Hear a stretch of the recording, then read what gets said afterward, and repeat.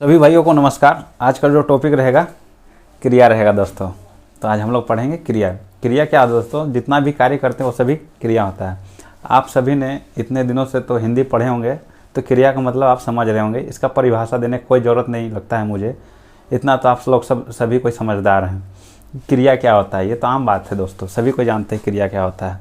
तो हम लोग सीधे इसका क्रिया का भेद से हम लोग शुरुआत करेंगे दोस्तों। क्रिया का जो भेद होता है दो प्रकार का होता है, एक अकर्मक क्रिया होता है और दूसरा सकर्मक क्रिया होता है। तो हम लोग पढ़ेंगे दोस्तों किस आधार पर क्रिया का दो भेद होता है। तो पहला स्टेटमेंट है दोस्तों, रचना व कर्म के आधार पर क्रिया का भेद दो है दोस्तों। रचना व कर्म के आधार पर क्रिया के दो भेद है। पहला है अकर्मक क्रिया, दूसरा सकर्मक क्रिया। तो अकर्मक क्रिया में जहाँ कर्म ना हो, क्या दोस्तों? पहला अकर्मक क्रिया जहाँ कर्म ना हो, अनुपस्थित हो। आ का मतलब जैसे ज्ञान होता है जिसमें ज्ञान हो, अज्ञान जिसमें ज्ञान ना हो, तो वही हो गया दोस्तों अकर्मक। जहाँ कर्म ना हो उसे कहते हैं अकर्मक क्रिया। दूसरा है सकर्मक क्रिया, जहाँ कर्म हो उसे कहते हैं सकर्मक क्रिया। तो हम लोग पहले पढ़ेंगे दोस्तों अकर्मक क्रिया क्या होता है। अकर्मक क्रिया का ये 5 स्टेटमेंट है दोस्तों। 5 स्टेटमेंट हम लिख के रखे हैं दोस्तों। तो ये पूरा फुल जानकारी देगा दोस्तों सकर्मक क्रिया का 5 स्टेटमेंट पे, और साथ उदाहरण के साथ दिया हुआ है दोस्तों। तो पहला क्या है दोस्तों अकर्मक क्रिया के स्टेटमेंट? वाक्य में कर्ता की प्रधानता होती है। क्या होती है दोस्तों? वाक्य में कर्ता की प्रधानता होती है। दूसरा, वाक्य में कर्म अनुपस्थित रहता है, उसमें कर्म नहीं रहता है दोस्तों। अकर्मक से ही पता चल रहा है, जिसमें कर्म ना हो उसे कहते हैं अकर्मक क्रिया। तीसरा है क्रिया के काल का प्रभाव सीधे कर्ता पर पड़ता है। जो क्रिया का जो काल रहेगा दोस्तों, जो समय रहेगा, वो किस पे पड़ेगा? कर्ता पे डिपेंड करेगा दोस्तों, है ना। तीसरा स्टेटमेंट।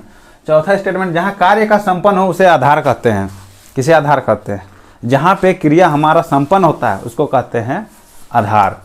जैसे पक्षी आसमान में उड़ता है, तो आसमान हमारा यहाँ कर्म नहीं है दोस्तों, आसमान हमारा क्या हो गया? आधार हो गया। उड़ना कहाँ क्रिया संपन्न हो रही दोस्तों? आकाश में हो रही, तो आकाश हमारे यहाँ पे हो जाएगा दोस्तों आधार हो जाएगा। अब पांचवा स्टेटमेंट क्या है दोस्तों? वाक्य में क्या लगाने पर उत्तर प्राप्त नहीं होता है। क्या होता है? हम किसी भी वाक्य में अकर्मक क्रिया में जहाँ हम सवाल करेंगे क्या से, तो उसका उत्तर हमें नहीं मिलेगा, तो उसे कहते हैं अकर्मक क्रिया। हाँ, तो उदाहरण सहित हम आपको समझाना चाहते हैं ये 5 स्टेटमेंट कैसे हम प्रूव करते हैं दोस्तों। ठीक, तो पहला राम पढ़ता है। राम पढ़ता है, तो पढ़ता जो है दोस्तों ये क्रिया है, किस पे जोर डाल रहा है? राम पे डाल रहा है। राम क्या है? करता है। तो पढ़ना जो क्रिया है दोस्तों, सबसे ज़्यादा प्रभाव किस में, इफेक्ट किस में पड़ रहा है? राम पे पड़ रहा है। इसलिए हमारा क्या हो गया दोस्तों? राम अकर्मक क्रिया हो गया। अगर हम इसमें दूसरा स्टेटमेंट क्या है दोस्तों? वाक्य में कर्म अनुपस्थित रहता है, इसमें कर्म नहीं है दोस्तों। जैसे राम पुस्तक पढ़ता है, तो पुस्तक हमारा कर्म होता है, मगर यहाँ नहीं है। अगर हम इसमें बना रहे राम क्या पढ़ता है, तो इसका उत्तर कोई उत्तर नहीं मिल रहा है, तो ये क्या हो गया? अकर्मक क्रिया हो गया। क्रिया के काल का प्रभाव सीधे कर्ता पर पड़ता है दोस्तों। तो राम पढ़ता है, तो क्या वर्तमान काल का पता सीधे राम से पता चल रहा है दोस्तों, पढ़ता है। चौथा स्टेटमेंट क्या है? जहाँ कार्य का संपन्न हो उसे आधार कहते हैं। तो इसमें हम ये वाक्य में आधार नहीं है दोस्तों, है। वाक्य में क्या लगाने पर उत्तर प्राप्त नहीं होता है। राम क्या पढ़ता, नहीं मिला जवाब। दूसरा एग्जाम्पल है दोस्तों, सीता गाती है, ये क्रिया हो गया, सीता कर्ता हो गया। तो गाती का प्रभाव किस में पड़ रहा है दोस्तों? सीता पे पड़ रहा है। बच्चे सो रहे हैं, बच्चे सो रहे हैं, ये सोना ही क्रिया हो गया दोस्तों, इसका प्रभाव सीधे बच्चे पे पड़ रहा है। चौथा एग्जाम्पल है दोस्तों, मोहन दौड़ रहा है।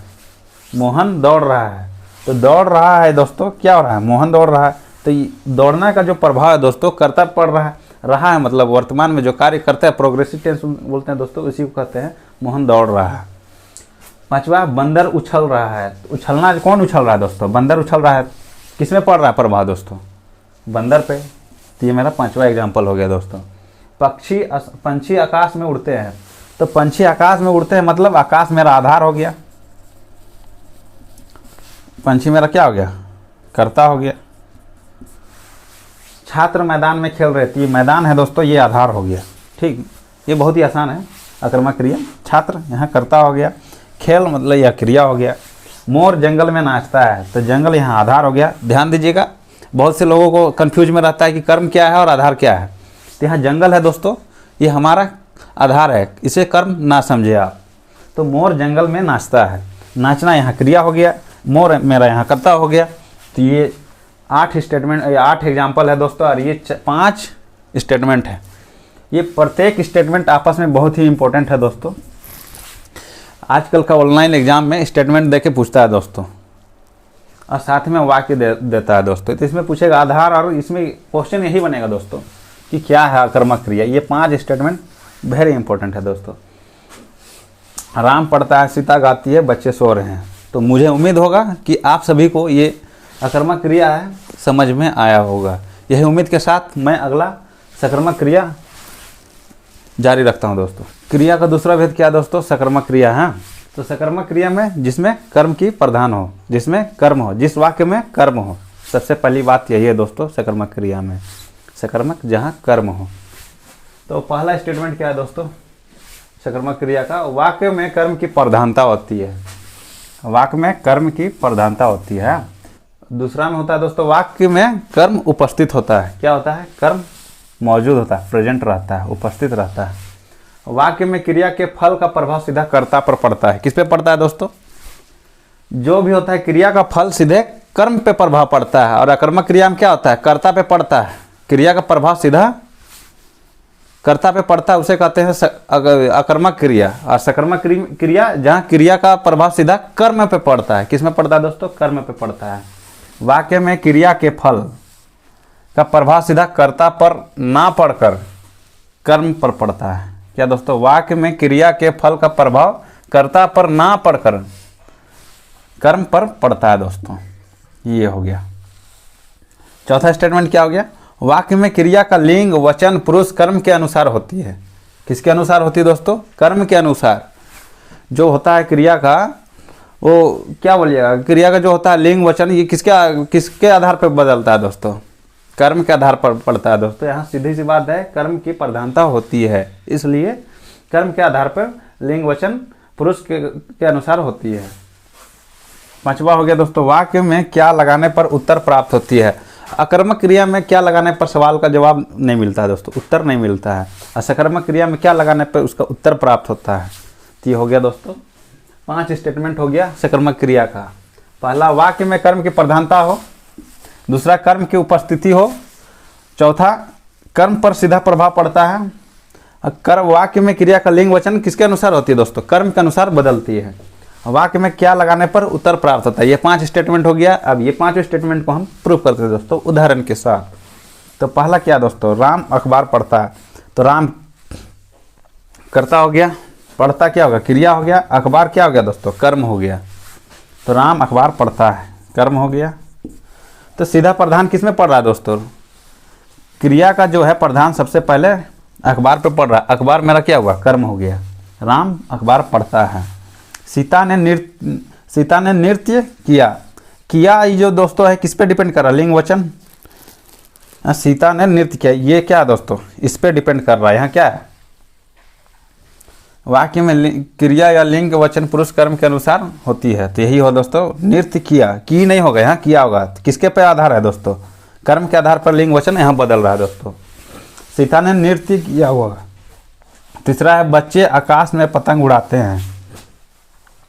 तो हमारा यहाँ ध्यान दीजिएगा दोस्तों, बच्चे क्या हो गया? कर्ता हो गया।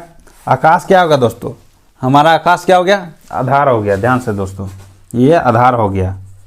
पतंग हमारा यहाँ कर्म हो गया दोस्तों। उड़ाते हैं क्रिया हो गया। तो बच्चे आकाश में पतंग उड़ाते हैं। तो उड़ाना मेरा क्रिया हो गया, पतंग मेरा कर्म हो गया, आकाश मेरा आधार हो गया, बच्चे हमारा कर्ता हो गया। बच्चे आकाश में पतंग उड़ाते हैं। तो 14 क्रिया का काल का प्रभाव सीधा कर्म पर पड़ता है दोस्तों। क्या होता है दोस्तों? ध्यान से ये नोट देने वाली बात है। क्रिया का काल का प्रभाव सीधा कर्म पे पड़ता है दोस्तों।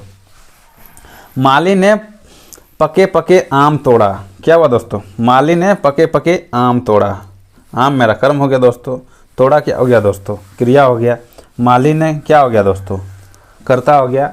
ये पके पके है दोस्तों, ये आधार हो गया दोस्तों। ठीक। ड्राइवर बस चला रहा है। तो ड्राइवर मेरा क्या हो गया दोस्तों? कर्ता हो गया। और ये मेरा क्या दोस्तों? बस मेरा हो गया दोस्तों हो गया कर्म हो गया दोस्तों, चला रहा है क्रिया हो गया दोस्तों। सीता स्वेटर बुनती है, तो सीता कर्ता हो गया, स्वेटर कर्म हो गया, बुनती क्रिया हो गया। ये तो बहुत ही आसान है दोस्तों ये उदाहरण। अब यहाँ देखिएगा दोस्तों, मोदी जी पलंग पर सोते हैं। क्या है दोस्तों, मोदी जी पलंग पर सोते हैं। मोदी जी कर्ता हो गया, पलंग कर्म, कर्म नहीं है दोस्तों, ये आधार है। इसको क्या कहते हैं, आधार। सोना ये मेरा क्रिया है दोस्तों। जैसे योगी जी ज़मीन पर सोते हैं, तो योगी जी हमारा क्या हो गया, कर्ता हो गया। और ज़मीन, यहाँ कंफ्यूज नहीं होइएगा दोस्तों, ज़मीन जो है आधार है। किस पे क्रिया हो रहा है संपन्न, तो ज़मीन पर हो रहा है। तो सोने का जो क्रिया है ज़मीन पे ख़त्म हो रही है, तो ज़मीन मेरा आधार हो गया। और सोने का जो है ये क्रिया हो गया दोस्तों।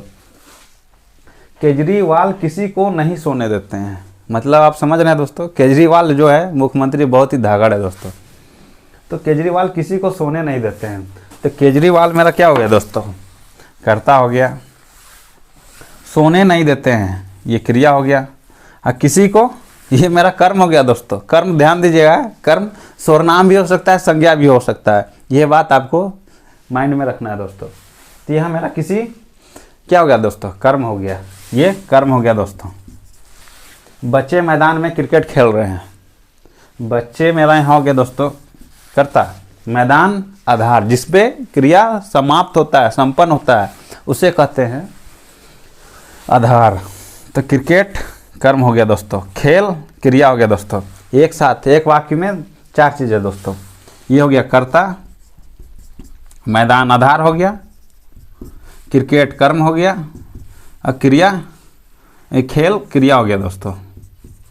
तो ध्यान से दीजिएगा, बच्चे मैदान में क्रिकेट खेल रहे हैं।